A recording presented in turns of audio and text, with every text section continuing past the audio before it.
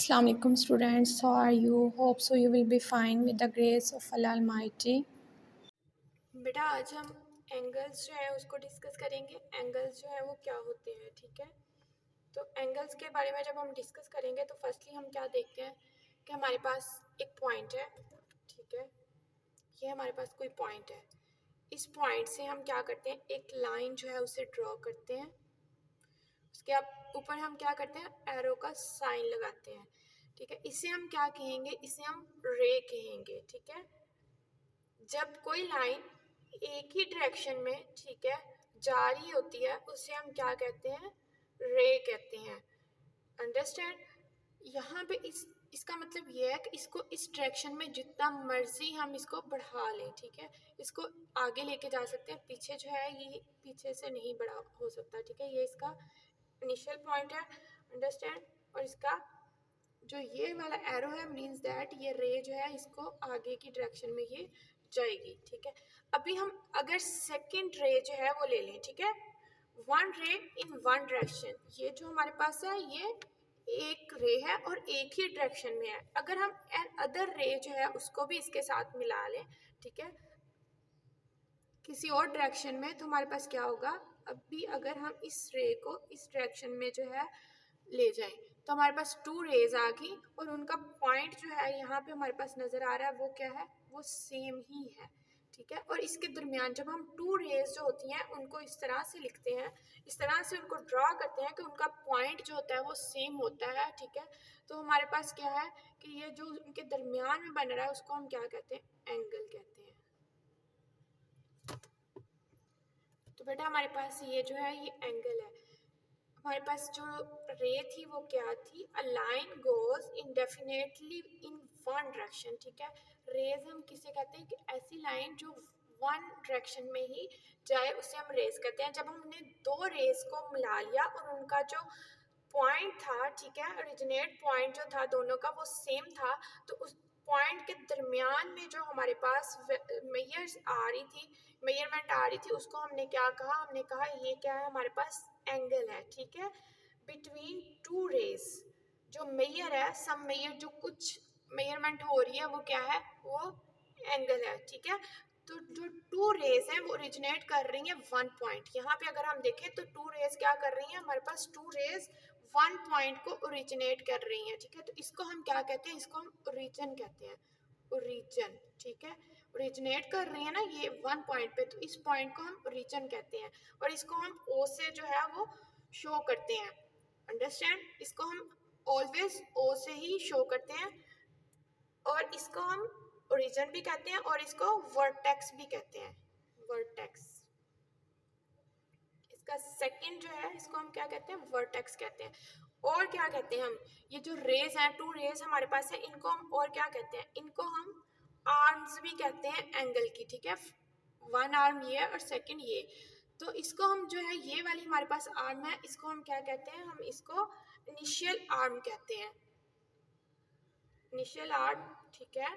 और जो ये वाली हमारे पास है इसको हम क्या कहते हैं, इसको टर्मिनल आर्म कहते हैं, टर्मिनल आर्म, ठीक है।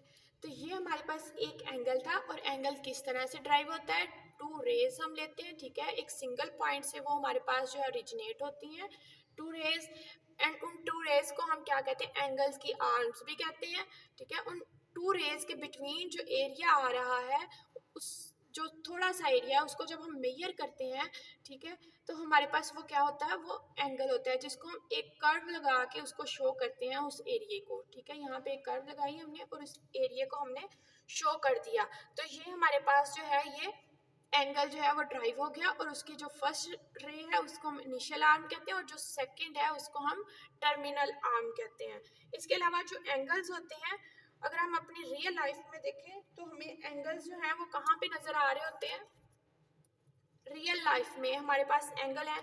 तो हम डेली जो है एक चीज़ देखते हैं, क्लॉक, स्कूल में, घर में, और भी कहीं हम मार्केट में जाएं तो वहाँ भी क्लॉक जो है लगे होते हैं। इसके अलावा हमारे पास खुद के पास वॉचेस होती हैं, तो बेटा उसके ऊपर अगर हम देखें तो उसके अंदर जो है वो टू आर्म्स होती हैं क्लॉक की, एक जो होती है वो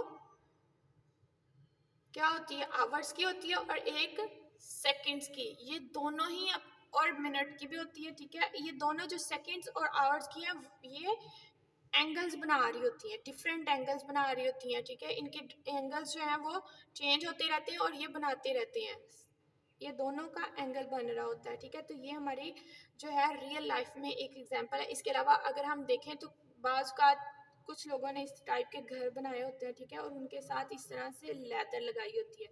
तो ये जो नीचे ये भी क्या है, आर्म है। इसके अलावा हम स्टार्स देखते हैं, ठीक है। स्टार्स जब हम देखते हैं तो उनमें भी क्या होता है, उनमें भी एंगल होता है यहाँ पे, ठीक है। इधर क्या होता है, एंगल होता है। और अंदर भी अगर हम देखें तो अंदर भी हमारे पास उसके एंगल होता है, अंडरस्टैंड। तो एंगल्स जो हैं, अगर हम रियल लाइफ में अपने इर्द गिर्द जो है वो चीज़ों को देखें तो हमारे पास एंगल्स जो है वो बन रहे हैं। अगर हम कहीं बैठे हैं टू आर्म्स को इस तरह से करके, तो हमारे जो है आर्म्स के दरमियान में भी इस तरह से हैंड इधर रखे हुए हैं हमने, ठीक है, हैंड के साथ हैंड मिलाया हुआ और इस तरह से हमने किया हुआ, तो ये भी दरमियान में क्या बन रहा है, एंगल बन रहा है। इसके अलावा और भी बहुत सारी जो है हमारे इर्द गिर्द ऐसी चीज़ें हैं, और बाज़ बात हम इस तरह से पोज कर रहे होते हैं अपनी बॉडी के कि हमारे जो है वो एंगल्स बन रहे होते हैं, अंडरस्टैंड। तो एंगल्स जो होते हैं वो हमेशा जो होते हैं वो पॉजिटिव होते हैं, और इसके जो हम शो करते हैं, इसको शो करने का साइन इस तरह से होता है, ठीक है। इसको हम इस तरह से शो करते हैं। अगर हम यहाँ पे देखें तो इसको हम यहाँ पे क्या कहते हैं, इसको ओ रख लेते हैं, इसकी नंबरिंग देते हैं, इसको ए एंड बी। तो अभी हमारे पास जो एंगल इधर है, तो हमने एंगल की जो मैथ में साइन है उसको इस तरह से शो करते हैं, और इसको हम इस तरह से लिखेंगे ए ओ बी, ठीक है। और इसको इस तरह से भी लिख सकते हैं बी ओ ए, ठीक है। इन दोनों वे से हम इसको जो है वो लिख सकते हैं। तो ये हमारे पास इसके एंगल्स आ गए। अभी इधर अगर हम देखें बेटा तो हमारे पास टाइप्स ऑफ एंगल्स जो है वो क्या है, कितने टाइप्स के हमारे पास एंगल्स होते हैं। तो एंगल्स जो है वो हमारे पास हम देखते हैं कितने टाइप्स के होते हैं। इसमें टू टाइप्स जो है ये वेरी इंपॉर्टेंट है, ठीक है। हम यहाँ पे देखते हैं कि हमारे पास क्या है, ये लाइन है, ठीक है, और इस तरह सीधी लाइन हम लगाते हैं। यहाँ पे अगर हमारे पास देखें तो ये जो बन रहा है ये क्या है, ये 360 का 1/4 बन रहा है, 360 का 1/4 ऑफ 360 डिग्री, ठीक है। एक सर्कल में टोटल कितनी डिग्रीज होती हैं, एक सर्कल अगर हम देखें तो उसमें टोटल 360 डिग्रीज होती हैं, ठीक है। तो अगर हम उसका फोर्थ पार्ट लें, एक सर्कल का फोर्थ पार्ट को हम कंसीडर करें तो वो क्या है, वो 1/4 है, किसका, 1/4 है 360 डिग्रीज का, अंडरस्टैंड। और इसके पास हमारे पास ये जो रोटेशन है यहाँ पे, यहाँ से यहाँ तक ये कितनी है, 1/4 है। तो यहाँ पे हमारे पास जो एंगल बनेगा उसको हम क्या कहेंगे, इसको हम राइट एंगल कहेंगे। कौन सा एंगल कहेंगे, ये हमारे पास जो एंगल बन रहा है ये राइट एंगल है, और ये दूसरों से डिफरेंट है और ये इम्पोर्टेंट है, ठीक है। इसको हम क्या करते हैं, इसको हम इस तरह से शो करते हैं, जब भी हम इसको हमें लिखने की या मेंशन करने की ज़रूरत नहीं पड़ती। इसको मेंशन करने की ज़रूरत क्यों नहीं पड़ती, हम इसकी देखते हैं स्ट्रेट लाइन एक जो होती है हॉरिजॉन्टल एंड देन दूसरी जो है वो वर्टिकल सीधी लाइन होती है, ठीक है।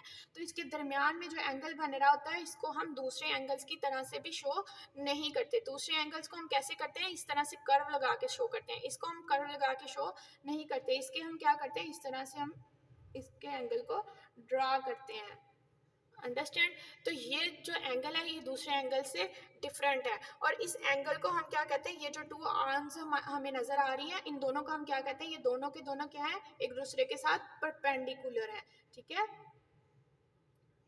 इसको हम परपेंडिकुलर भी कहते हैं, अंडरस्टैंड। ये दोनों एक दूसरे के साथ परपेंडिकुलर बना रही हैं, तो इसलिए हमारे पास ये जो 90 का एंगल है ये वेरी इंपॉर्टेंट, ये दूसरे एंगल से डिफरेंट होता है, ठीक है। तो ये हमारे पास, इसको हम 90 का एंगल भी कहते हैं और इसको राइट एंगल भी कहते हैं, और इसको हमें मेंशन करने की ज़रूरत नहीं पड़ती। जस्ट अगर हम यहाँ देखें कहीं ये ऐसे लिखा हुआ है तो इसको हम कह देते हैं ये सिंपल, ये कौन सा एंगल है, ये राइट एंगल है, ठीक है। अभी हम इसका नेक्स्ट जो देखते हैं वो कौन सा एंगल है, एक तो हमारे पास ये राइट एंगल होता है, दूसरा हमारे पास होता है स्ट्रेट एंगल, ठीक है।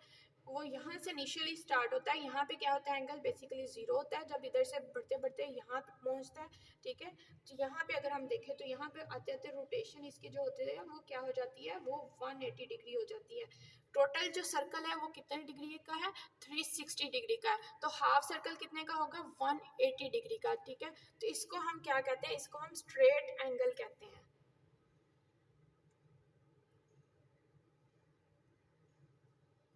ठीक है, ये राइट एंगल था हमारे पास, ये स्ट्रेट एंगल है सीधा।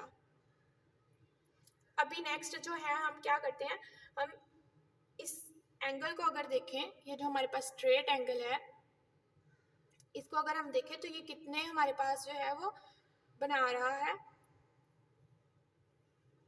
ये हमारे पास कितने क्वाड्रेंट बना रहा है, ये हमारे पास 3 बना रहा है। फर्स्टली यहाँ पे क्या था, 90 था, यहाँ पे कितने 0 डिग्री था, यहाँ पे आके 90 डिग्री हो गया, और जब इधर आया तो 180 डिग्री हो गया। तो यहाँ पे इसने कितने क्वाड्रेंट जो है वो ड्राइव कर दिए, यहाँ पे हमारे पास हो गए 3 क्वाड्रेंट, एक ये और एक ये वाला क्वाड्रेंट। समझ आई? अभी यहाँ पे हमारे पास 3 क्वाड्रेंट जो है वो ड्राइव हो गए 180 डिग्री स्ट्रेट एंगल बनाते हुए। ये वाला जो है, ये क्वाड्रेंट भी 90 का और ये भी पूरे का पूरा 90 है, 90 प्लस करें तो 180 बनता है। ठीक है, इस तरह से भी ये 180 बनता है। तो अभी हम देखेंगे कि टाइप्स ऑफ एंगल जो है वो क्या है, इसी को सामने रखते हुए। ठीक है, इसी को सामने रखते हुए हम क्या करेंगे, यहाँ पे टाइप्स ऑफ एंगल निकालेंगे। तो हमारे पास जो टाइप्स ऑफ एंगल में आ जाता है, हमारे पास टाइप में है acute angle, obtuse angle and reflex angle. ठीक है, यहाँ पे हमारे पास ऑब्ट्यूज एंगल है। एक्यूट एंगल्स जो है वो कौन से होते हैं? एक्यूट एंगल्स हमारे पास ऐसे एंगल्स होते हैं जो 90 से छोटे एंगल होते हैं। ठीक है, जैसे कि 90 से अगर यहाँ पे आए हम, तो यहाँ पे कोई 10 होगा, 20 होगा, 30, 40, 50, 60, 70, 80। ठीक है, और 90 से बिल्कुल पीछे पीछे यहाँ तक जितने भी एंगल्स हैं वो हमारे पास क्या है, एक्यूट एंगल है। जब 90 पे पहुंचेंगे तो ये कौन सा एंगल बन जाएगा, ये राइट एंगल हमारे पास आ जाएगा। उसके बाद अगर हम नेक्स्ट देखें तो ये एक्यूट एंगल्स क्या होते हैं, ये 0 से बड़े होते हैं और 90 से छोटे एंगल्स होते हैं, इनको हम कहते हैं ये एक्यूट एंगल है। फॉर एग्जाम्पल 30 डिग्री, ठीक है, 45 डिग्री एंड 60 डिग्री, ये जो एंगल हैं ये कौन से एंगल्स हैं, ये एक्यूट एंगल है।